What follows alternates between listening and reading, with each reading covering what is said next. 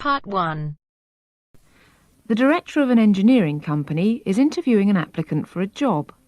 First, you have some time to look at questions 1 to 6.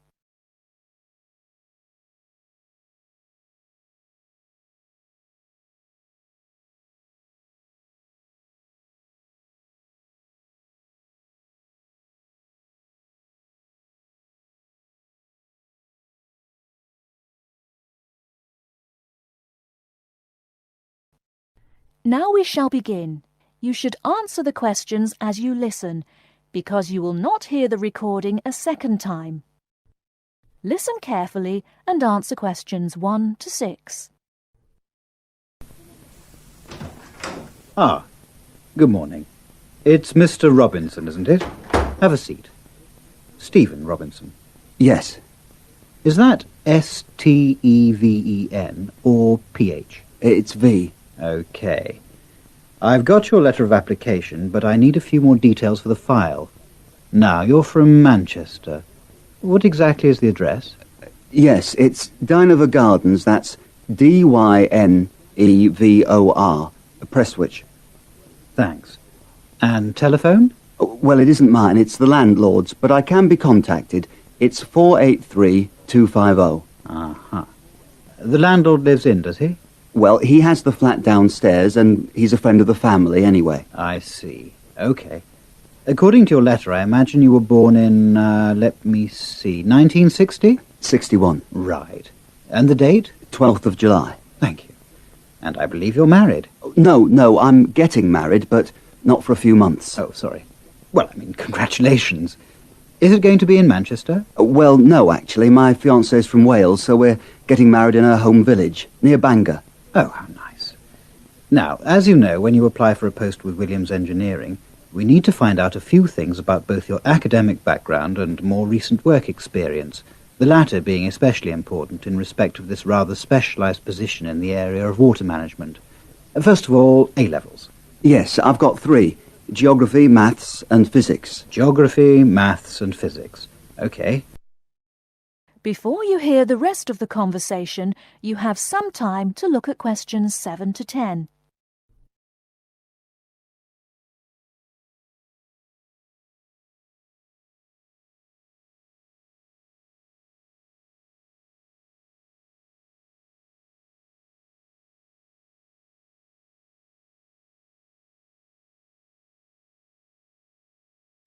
Now listen and answer questions 7 to 10. And what about your degree? I went to Sheffield University and got an engineering degree, with water management as my specialisation. Uh-huh. And as for work experience, I started out after graduating in 1986 in China, working for the Chinese government. Did you work as a volunteer? No, I did get a nominal salary. It was a 2-year irrigation project. That sounds fascinating. How did you organise that? You say it wasn't a British company, then? No, my university had links with a Chinese engineering university, so it was organised at that level. And after that? Then I came back, moved to Manchester, and have been working with Latimer Engineering since then. And what exactly are you doing for Latimer? Oh, I'm working in irrigation again, this time as a project research assistant. Great. I've got your details. Now let's move on to a more general discussion about what we're looking for.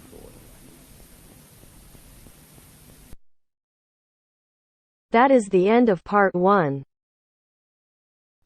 You now have half a minute to check your answers.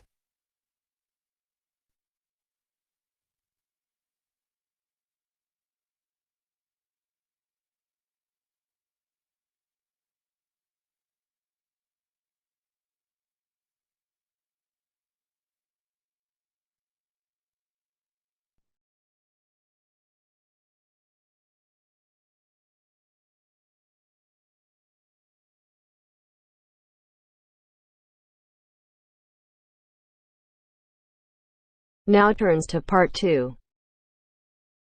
Part 2. First, you have some time to look at questions 11 to 15.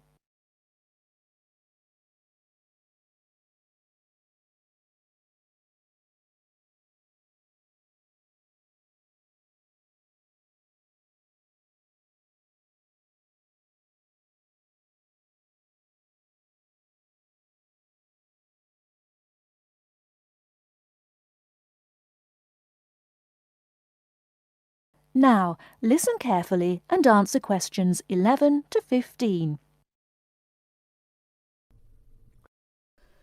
Starting at the beginning, you can see the on-off switch just beneath the two lights. Having turned the machine on, these lights now become very important. When the light on the left has gone out, you can begin making coffee, as it means the water is now hot enough. Next to that is the water level light. If this is illuminated, it means the machine does not have enough water.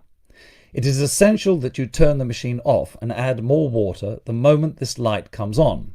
Otherwise you could damage the heating element.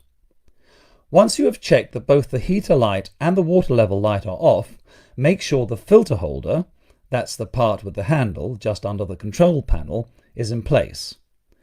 Once you have your cups ready, it is time to press the coffee delivery switch. That's the button just above the filter holder beside the boiler meter. Remember to take a quick look at the meter as it tells you the exact temperature of the water. On both the left and right hand side of the machine, on the same level as the filter holder, you can see the steam pipes used for heating milk. These steam taps need to be cleaned regularly to avoid blocking. And finally, if you do spill any coffee, don't worry. Just make sure that the drainage pipe at the bottom of the machine is leading into a sink or a suitable waste container. As with the steam taps, the drainage pipe needs regular cleaning.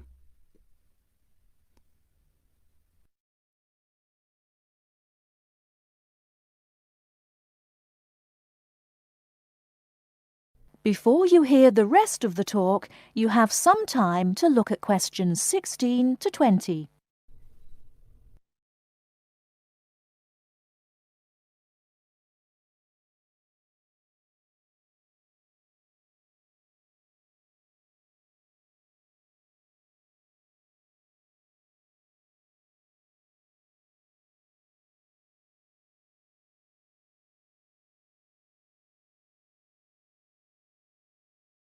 Now listen and answer questions 16 to 20.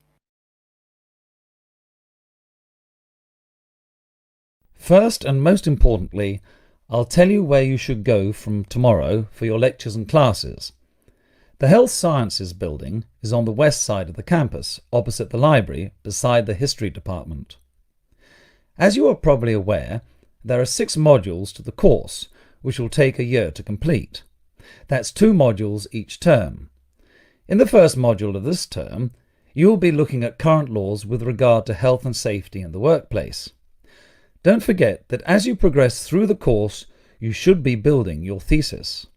This will need to be completed by the end of the year. Coursework will also be credited to your final grade, but the most important part of the course is the thesis. Now, the final thing I want to tell you, and again you should know this, is that there will be a number of guest speakers throughout your course. They will come from a number of different medical backgrounds, but they will all be giving you their views on the relevance of health sciences in their occupations.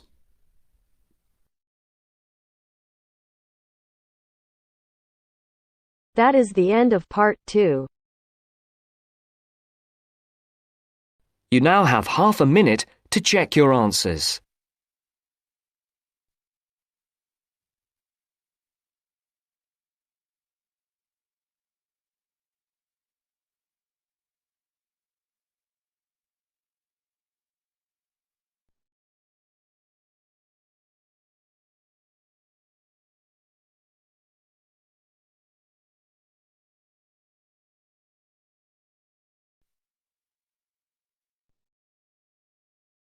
Now turns to part 3.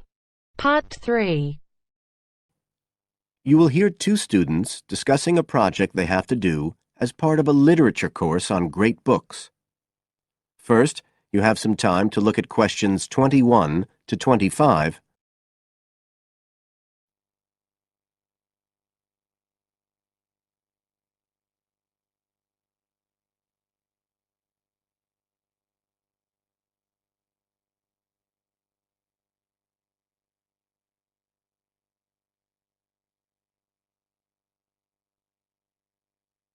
Now listen carefully and answer questions 21 to 25.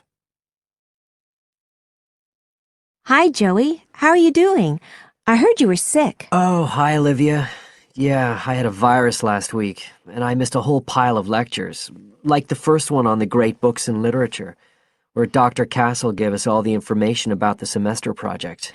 I can give you copies of the handouts. I've got them right here. That's okay. I already collected the handouts, but I'm not very clear about all the details. I know we each have to choose an individual author. I think I'm going to do Carlos Castaneda. I'm really interested in South American literature. Have you checked he's on the list that Dr. Castle gave us? We can't just choose anyone. Yeah, I checked. It's okay. Who did you choose?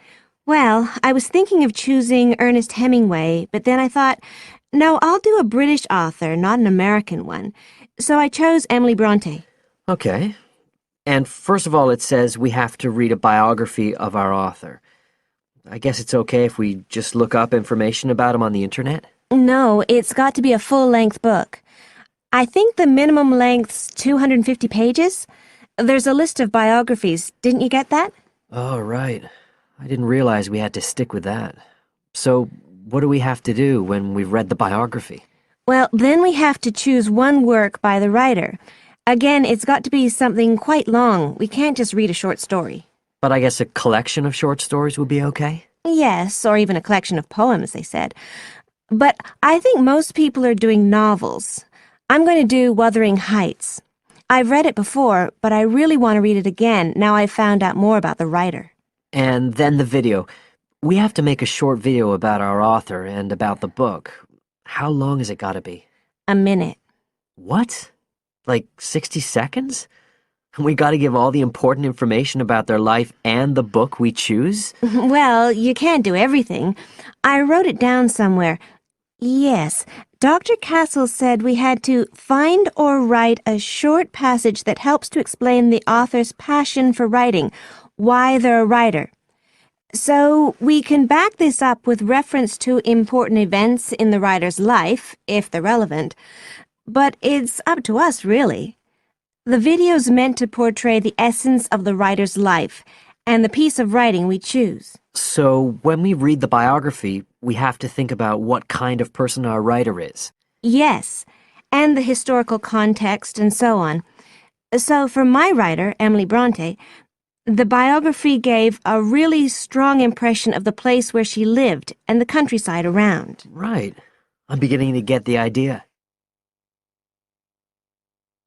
Before you hear the rest of the talk, you have some time to look at questions 26 to 30.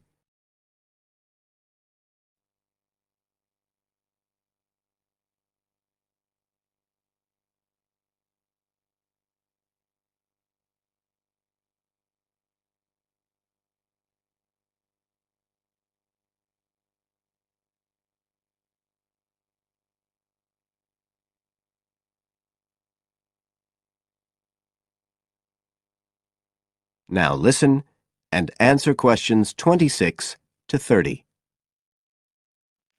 Can I check the other requirements with you? Sure. The handout said after we'd read the biography, we had to read the work we'd chosen by our author and choose a passage that's typical in some way, that typifies the author's interests and style. Yes, but at the same time, it has to relate to the biographical extract you choose. There's got to be some sort of theme linking them. Okay, I'm with you. And then you have to think about the video. So are we meant to dramatize the scene we choose? I guess we could, but there's not a lot of time for that. I think it's more how we can use things like sound effects to create the atmosphere, the feeling we want. And presumably visuals as well? Yeah, of course. I mean, I suppose that's the whole point of making a video. But whatever we use has to be historically in keeping with the author. We can use things like digital image processing to do it all. So we can use any computer software we want? Sure. And it's important that we use a range, not just one software program. That's actually one of the things we're assessed on. Okay. Oh, and something else that's apparently really important is to keep track of the materials we use and to acknowledge them. Including stuff we download off the internet, presumably? Yeah, so our video has to list all the material used with details of the source in a bibliography at the end. Okay. And you were talking about assessment of the project. Did they give us the criteria? I couldn't find anything on the handout. Sure. He gave us them in the lecture.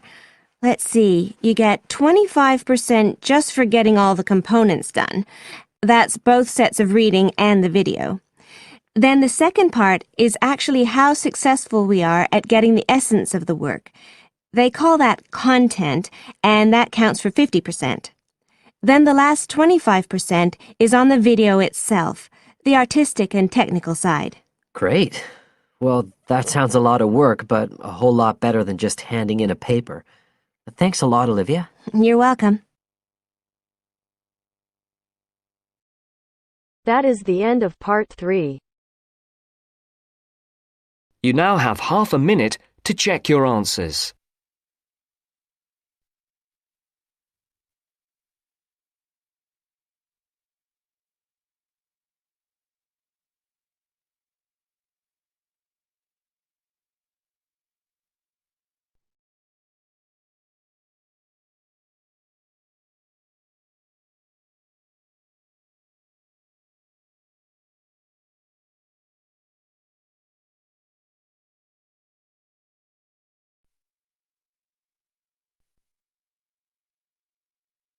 Now turns to part 4.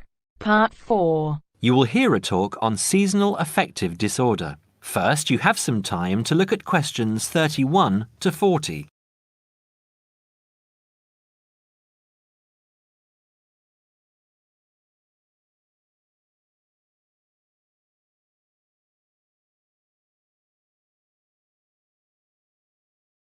Now listen carefully and answer questions 31 to 40. In the past few years, a new condition has been identified and given a name, SAD, short for Seasonal Affective Disorder. This is now recognized as a distinct kind of clinical depression, where people become depressed at the onset of winter, accompanied by a craving for sweet things, causing weight gain. Each spring and summer would then bring on almost maniacal highs and feelings of boundless energy and happiness. Experiments to combat this depression showed that increased exposure to bright light in humans could suppress their production of a darkness-related hormone called melatonin. The light needed to induce this change was about 2,000 lux, or about 4 times brighter than ordinary household lighting. It was then calculated that if bright light could suppress melatonin secretion, then it might have other effects on the brain, including the reversal of symptoms of depression. While melatonin's precise role in SAD has not been pinned down, the theory led to effective treatment. Not surprisingly, SAD affects more people where winter nights are longer and days shorter. In the UK, an estimated 500,000 adults develop full-blown SAD in winter, and twice this number suffer the milder condition called subsyndromal SAD. About 80% of sufferers improve when given light therapy, and improvement usually comes within 2 to 4 days. Scientists are still unsure why winter depression happens, but more than a decade of research has turned up some surprising findings. Nearly 80% of SAD victims are women. Researchers are uncertain why this is so. SAD can affect people at any age, but typically it begins around the age of 20 and becomes less common between 40 and 50. SAD is comparatively rare in children and adolescents, but so far researchers have been unable to come up with a logical reason for this.